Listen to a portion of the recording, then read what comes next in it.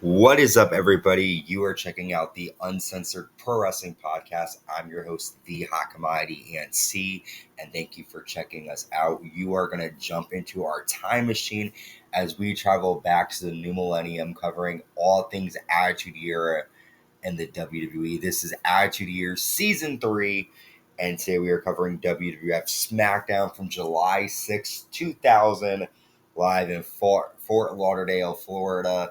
And we're going to pretend like we always do on this show as if we are watching this for the first time. I'm excited because throughout the past 3 seasons, there is some stuff that I did know, but I didn't watch WWE on a regular basis. We're getting to the point in time where I actually did start to, and I'm excited to see the storylines and all the craziness that's happening. So we kick off SmackDown with Kurt Angle coming out to the ring, and he's obviously the new king of the ring. And Angle says, "I'd like to make some apologies tonight. I'd like to apologize to the Undertaker and his brother Kane for costing them the WWF Tag Team titles. I did it for my friends Edge and Christian, and I think the Undertaker and Kane will understand."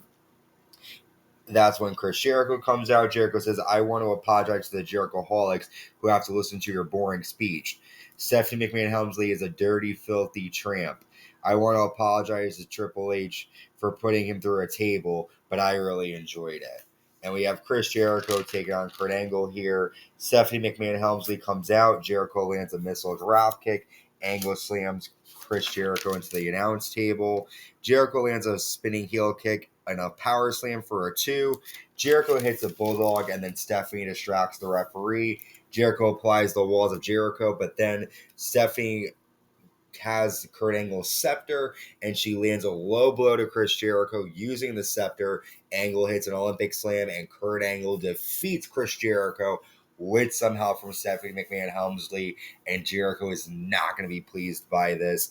After Angle's wins, he celebrates backstage, and he's throwing milk, and he's food, he's excited, and Mideon turns him around, and Angle realizes that he has poured all of this milk and liquid on the Undertaker's motorcycle.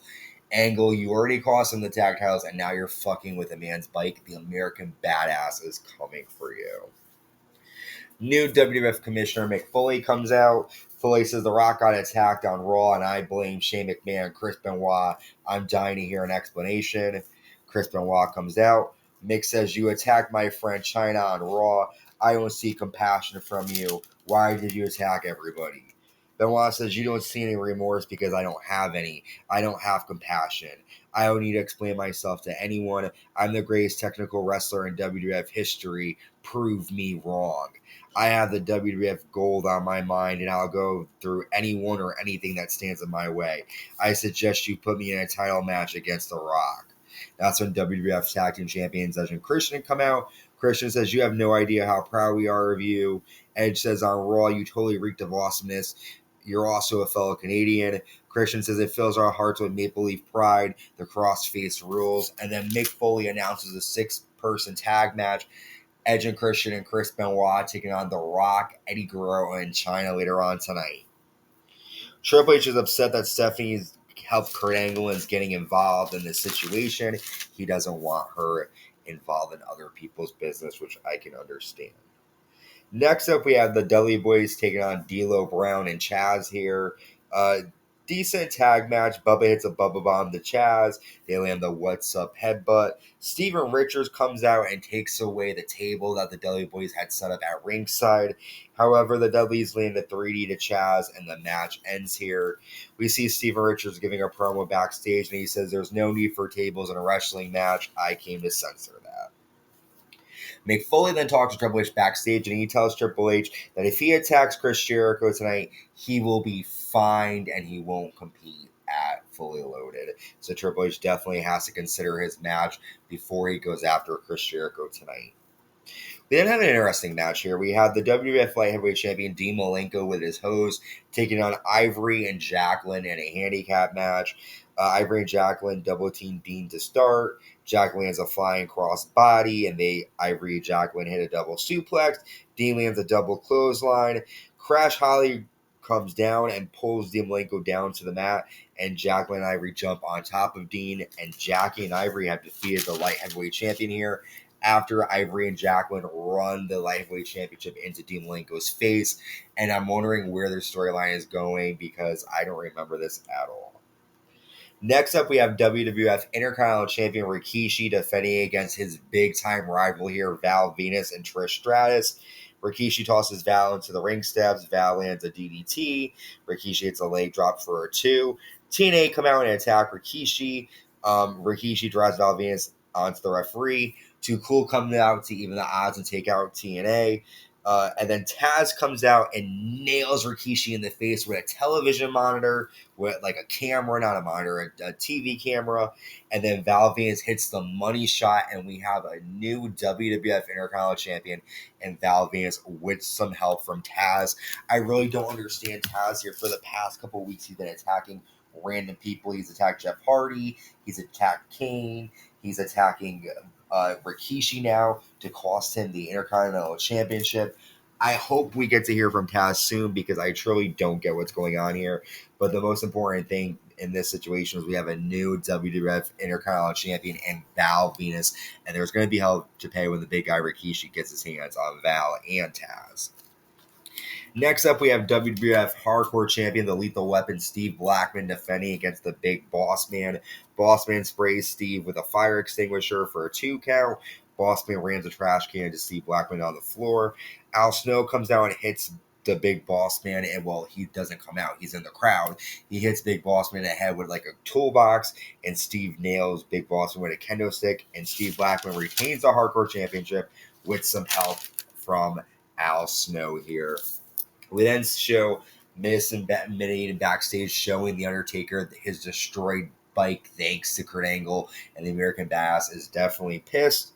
We see Kane and The Undertaker defeat TNA with Trish Stratus after Kane chokeslams Albert, and afterwards Undertaker gives Test a last ride, and he's definitely going to come after Kurt Angle.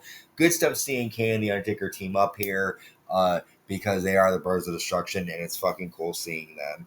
After Undertaker gives Test the last ride, though, Kane grabs Trish Stratus, but Val Venis hits Kane in the back with the Intercontinental title, and they run off. Val is just making enemies with everybody, including these big guys here. Next up, we have a handicap elimination match. Triple H with WWF Women's Champion Stephanie McMahon-Helmsley taking on the Brooklyn Brawler and Kai and Tai. Triple H lands a pedigree to Funaki to eliminate him. Triple H then pedigrees Taka Michinoku and he's gone. It comes down to Triple H and the Brooklyn Brawler. Chris Jericho hits Triple H with a bulldog and a lion saw, and the Brooklyn Brawler pins the game. Chris Jericho continues to embarrass and outsmart the game here. After the match, Triple H attacks all 3 men, Kai and Tai and the Brooklyn Brawler. He causes Brooklyn Brawler to bleed, and Triple H lands a pedigree, and he yells pretty much at Jericho. Triple H is losing his mind. Jericho steals Triple H's limo backstage and leaves, and Chris Jericho is just stroking the flames, trying to get the Cerebral Assassin pissed off. We've made it to our main event here. Chris Benoit and the WWF Tag Team Champions Edge and Christian taking on the WWF Champion The Rock, WWF European Champion Eddie Guerrero, and the Ninth Wonder of the World, Chyna. Chyna, Eddie, and The Rock get the win after Chyna power bombs Christian to get the win. After Shane McMahon attacks The Rock from behind, Benoit, Edge, and Christian attack Guerrero and Chyna. Benoit applies a crossface to the Ninth Wonder of the World again here on SmackDown like he did on Raw. However, The Rock runs down and makes a save, and The Rock is definitely going to get his hands on Chris Benoit. The Rabid Wolverine definitely proving that he wants the gold and will stop at nothing to get it. A lot of good, fun stuff to wrap here on SmackDown. We have a new Intercontinental Champion in Val Venis. We see Kurt Angle destroying The Undertaker's motorcycle. Stephanie McMahon-Helmsley using that scepter to help Kurt Angle defeat Chris Jericho. Chris Jericho then costing Triple H's match against the Brooklyn Brawler, and Triple H has lost it. We see Undertaker and Kane teaming up here, and pretty much the last thing is Chris Benoit attacking everybody. Wants that WWF Championship and his alliance with Shane McMahon. definitely in question. Coming up, we have a couple more Raws and SmackDown, and then we have the July pay-per-view, which is fully loaded, and I'm so excited to get to that. Leave a comment, subscribe, like, hit the notification bell. Let me know in the comments your thoughts. What did you think of this episode of SmackDown? Are you enjoying this year of 2000 so far? Let me know. And until next time, stay safe and stay uncensored.